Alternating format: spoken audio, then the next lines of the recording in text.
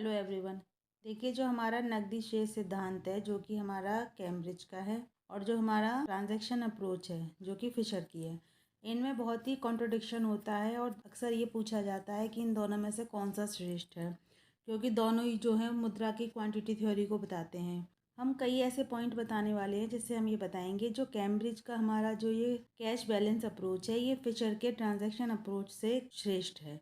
तो इसके कई सारे पॉइंट बताते हैं। तो देखिए, फर्स्ट पॉइंट हमारा ये है, जो हमारा कैम्ब्रिज थ्योरी है ये मुद्रा की सप्लाई की अपेक्षा जो हमारा कैश बैलेंस है उस पर ज़्यादा फोर्स डालता है, जिसकी वजह से कीन्स ने जो लिक्विडिटी प्रीफरेंस थ्योरी थी और जो हमारी ब्याज के दर का सिद्धांत था इसका प्रतिपादन किया था। किस वजह से? जो हमारा कैम्ब्रिज का कैश बैलेंस अप्रोच है उसकी वजह से। सेकंड पॉइंट हमारा ये है, कैम्ब्रिज सिद्धांत जो है वो इसलिए श्रेष्ठ है क्योंकि ये मुद्रा की मांग व पूर्ति से मुद्रा का मूल्य निर्धारित करता है। कैम्ब्रिज के जो सिद्धांत में हमारी जो मुद्रा की जो मांग और पूर्ति है उससे ही मुद्रा का मूल्य निर्धारित होता है, लेकिन जो फिशर का सिद्धांत है मुद्रा के मूल्य को मूल्य के सिद्धांत से अलग कर दिया गया है। मतलब उस सिद्धांत में मुद्रा के मूल्य का अलग से वर्णन किया गया है और मूल्य सिद्धांत अलग से बताया गया है। नेक्स्ट पॉइंट ये है कि कैम्ब्रिज थ्योरी है हमारी मुद्रा की जो वेलोसिटी है उसको रद्द कर दिया गया है, क्योंकि वो ये कहते हैं कि लोगों के उद्देश्य और निर्णय नहीं देखे जाते हैं, कि मतलब क्यों लोग जो है मुद्रा को रखना चाहते हैं या मुद्रा की वेलोसिटी किस प्रकार से काम करती है।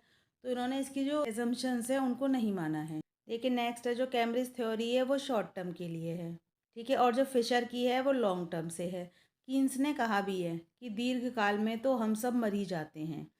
कीन्स ने कहा है कि जो लॉन्ग टर्म है उसकी कोई वैल्यू नहीं है, क्योंकि लॉन्ग टर्म में तो हम सब मर ही जाते हैं। तो जो भी हमें बात करनी चाहिए वो केवल शॉर्ट टर्म की ही करनी चाहिए, क्योंकि लॉन्ग टर्म पता नहीं कितने लंबे समय की हम बात कर रहे हैं। तो इसीलिए कैम्ब्रिज का सिद्धांत जो है वो फिशर के सिद्धांत से ज़्यादा श्रेष्ठ है, क्योंकि वो अल्पकाल की बात करता है। जो हमारी कैम्ब्रिज थ्योरी है वहाँ पर अंतिम वस्तुओं से संबंधित लेन देन शामिल हैं। जैसे कि हम राष्ट्रीय आय की गणना की बात करते हैं तो उसमें होता है ना कि प्राथमिक वस्तुएं, फिर मध्यवर्ती वस्तुएं, फिर अंतिम उत्पाद। तो इस प्रकार से ही कैम्ब्रिज के सिद्धांत में केवल जो अंतिम वस्तुएं हैं उनका ट्रांजैक्शन ही लिया जाता है, जबकि फिशर के सिद्धांत में सभी प्रकार के लेन देन लिए जाते हैं, जिससे कि वास्तविक कीमत जो स्तर है वो निर्धारित करने में कठिनाई आती है।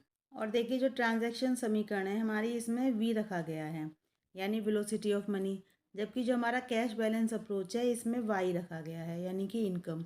तो इससे जो है हमारा जो कैश बैलेंस अप्रोच है वो अधिक हमारा वैलिड बन गया है, अधिक वैल्यूएबल बन गया है। नेक्स्ट देखिए, हैंसन कहते हैं कि चक्रीय उतार चढ़ाव को समझने के लिए फिशर की समीकरण के वी की अपेक्षा कैम्ब्रिज की समीकरण का के बेहतर है। के यानी क्या होता है कि वास्तविक प्रत्याशाएं जो होती हैं हमारी, और जबकि फिशर के समीकरण में केवल वेलोसिटी बताई गई है।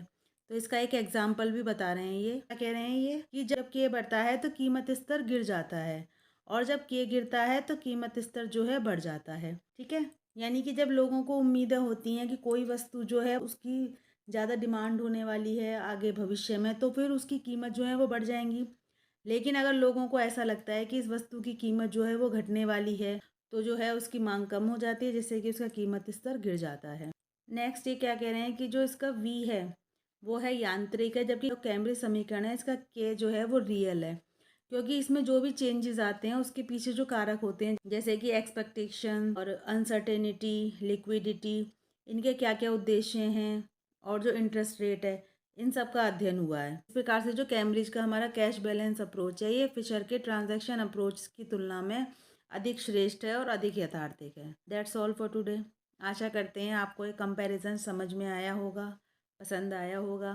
तो इस वीडियो को लाइक कीजिए, शेयर कीजिए, प्लीज़ मेरे चैनल को सब्सक्राइब कीजिए। Thanks for watching.